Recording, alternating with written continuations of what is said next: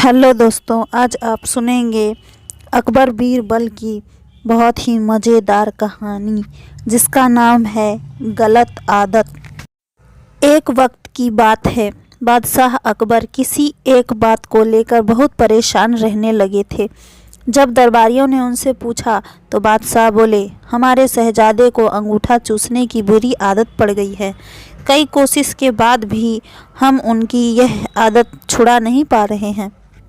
बादशाह अकबर की परेशानी सुनकर किसी दरबारी ने उन्हें एक फ़कीर के बारे में बताया जिसके पास हर मर्ज का इलाज था। फिर क्या था, बादशाह ने उस फ़कीर को दरबार में आने का निमंत्रण दिया। जब फ़कीर दरबार में आया तो बादशाह अकबर ने उन्हें अपनी परेशानी के बारे में बताया।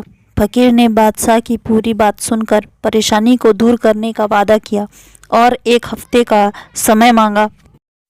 जब 1 हफ्ते के बाद फ़कीर दरबार में आया तो उन्होंने शहजादे को अंगूठा चूसने की बुरी आदत के बारे में प्यार से समझाया और उसके नुकसान भी बताए।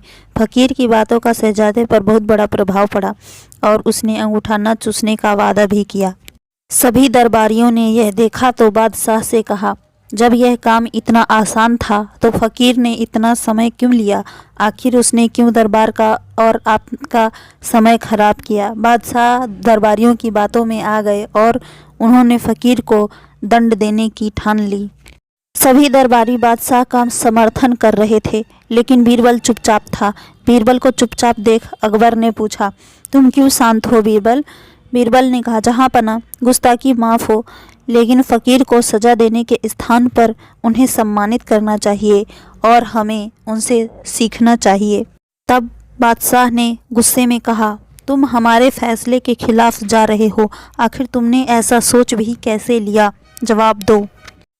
तब बीरबल ने कहा, महाराज, पिछली बार जब फ़कीर दरबार में आए थे तो उन्हें चूना खाने की बुरी आदत थी।